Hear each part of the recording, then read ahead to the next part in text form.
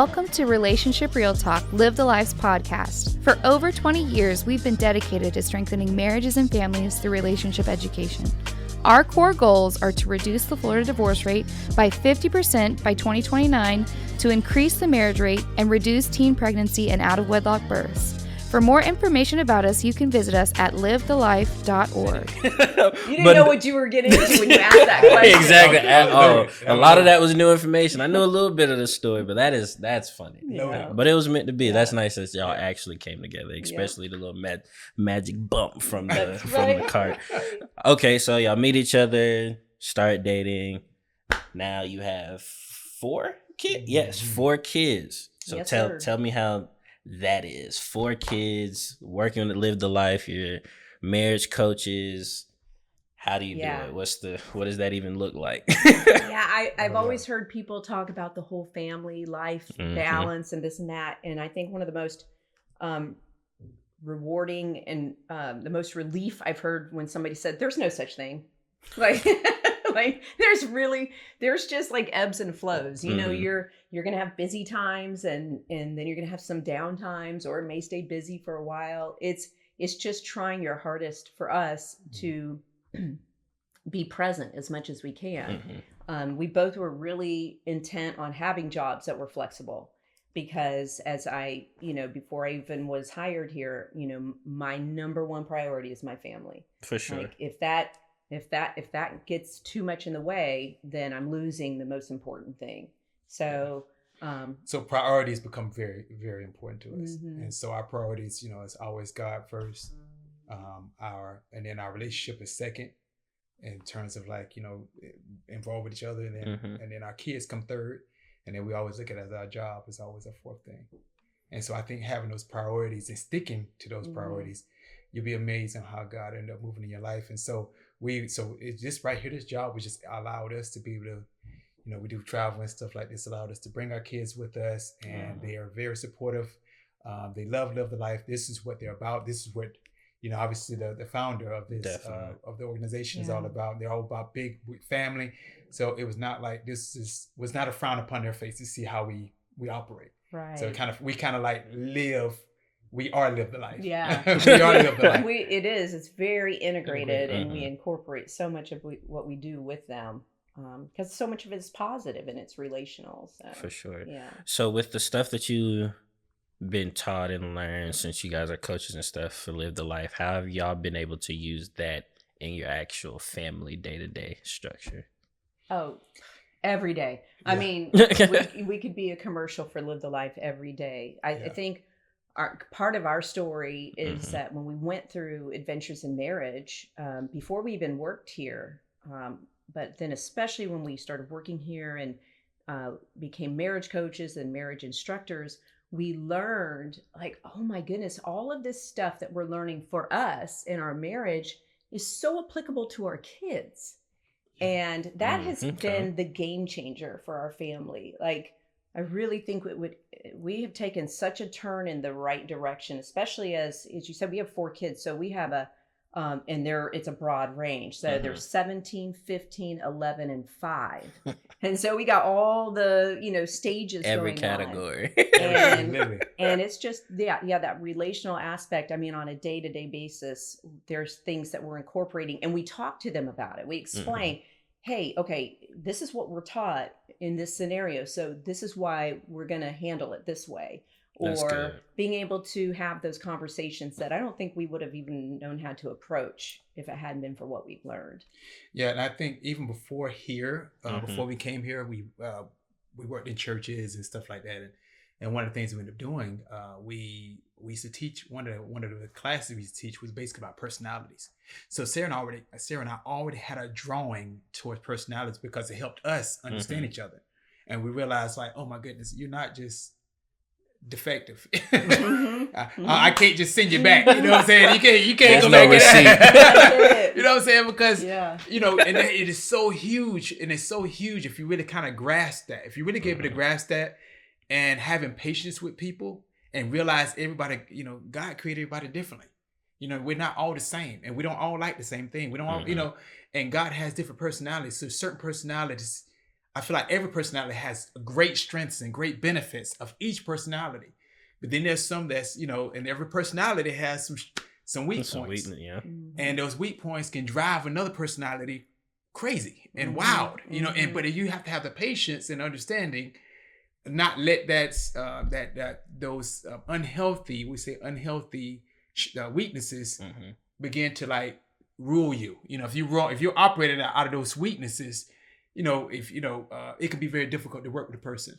And so with her and myself, we helped us learn about each other, but also we were able to teach it. And when you're able to teach it, obviously you get more of an understanding.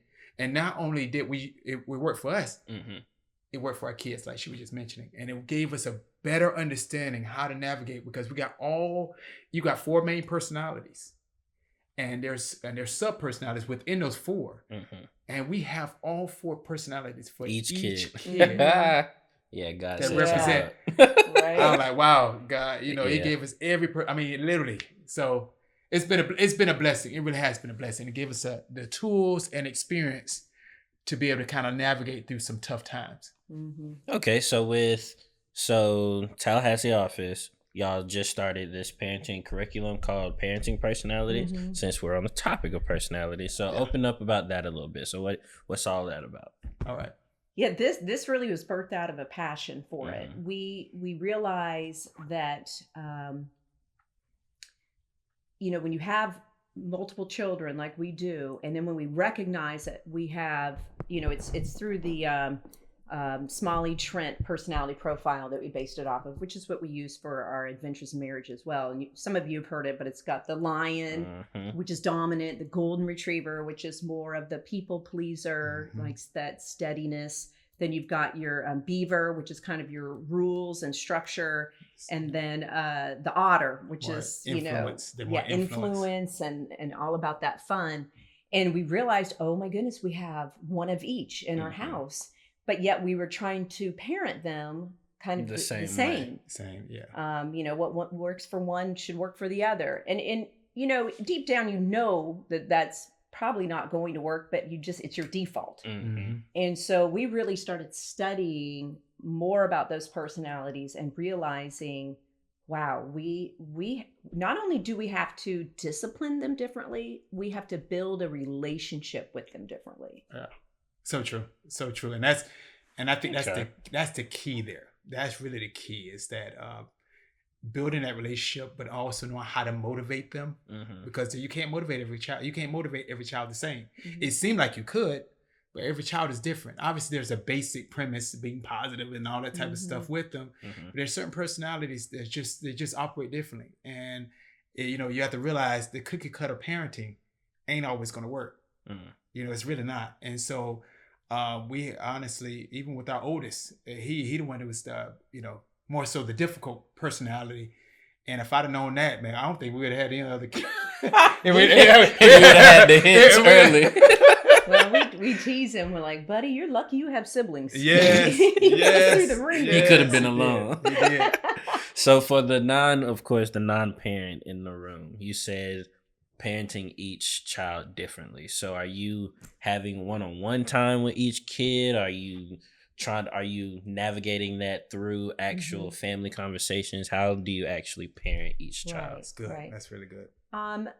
We try our best to do the one-on-one time as much as we can. We do spend a lot of time together as a whole family unit, and that's crucial as well.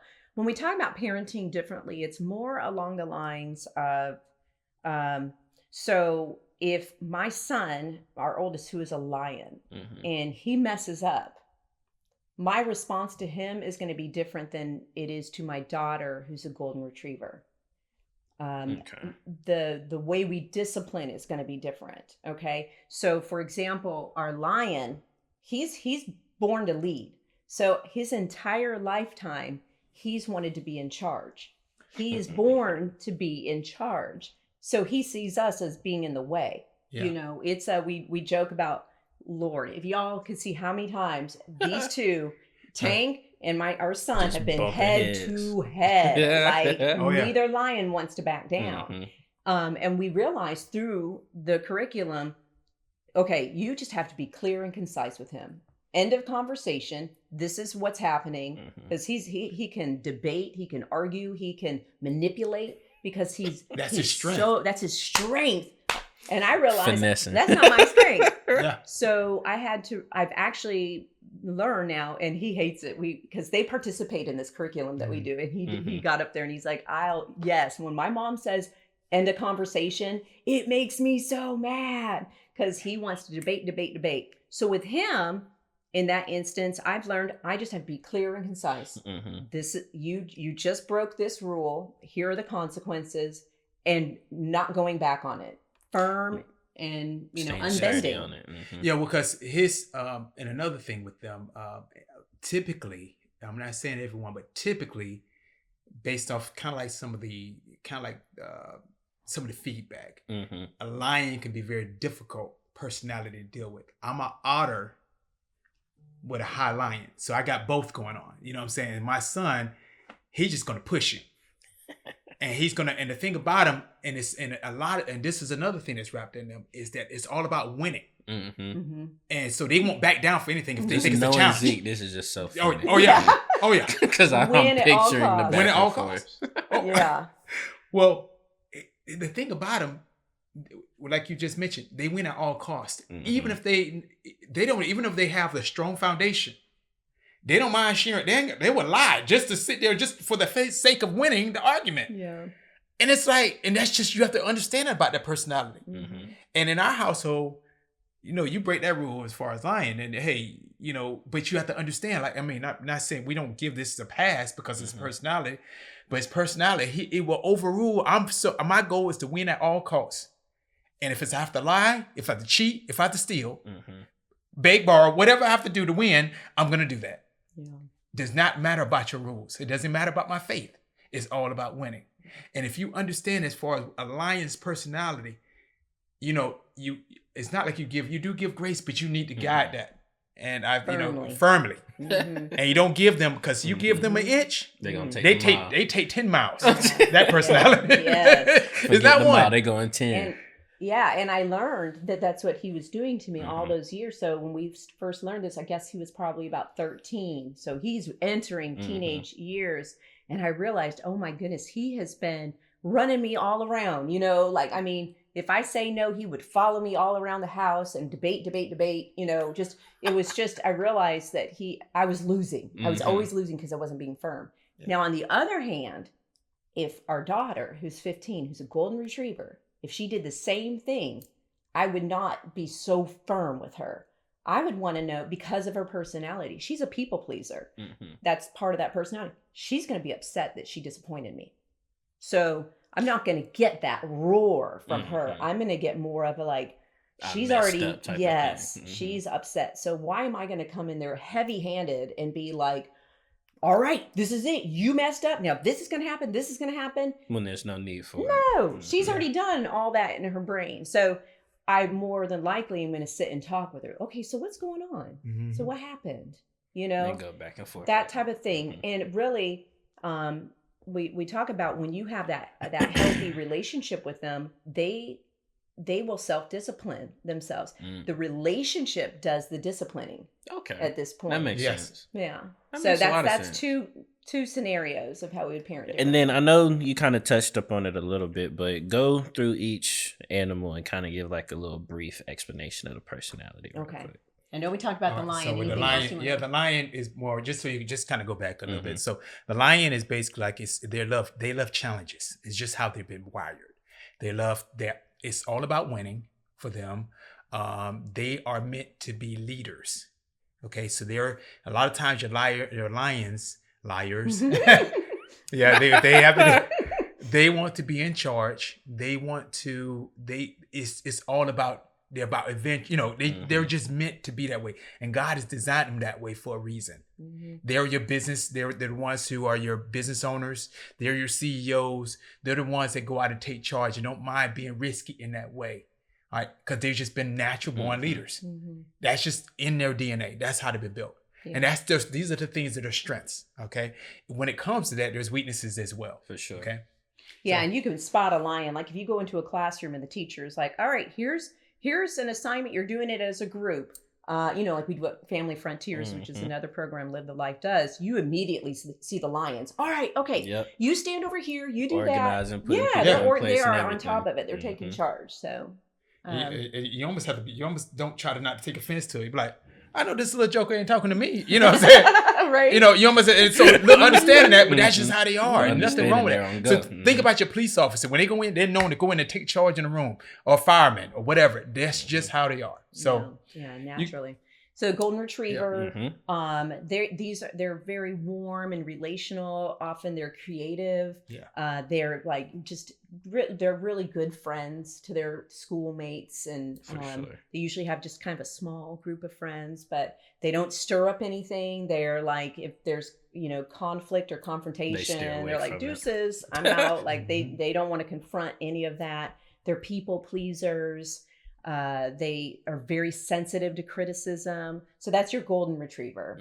Yeah. And then the next one is beaver. The beaver. Yes. The beaver, I always say they're like quality control. So like if you have a beaver, a little beaver in the house, they're going to be structure and order is very important to them. Our little beaver will get in the car and say, it was really hard for me to hear the homework assignment because everyone in the room was talking over the teacher, or I know you know him. So just hearing, you my goodness. See it, or how was your day? He's going to line it all out for you. Structure.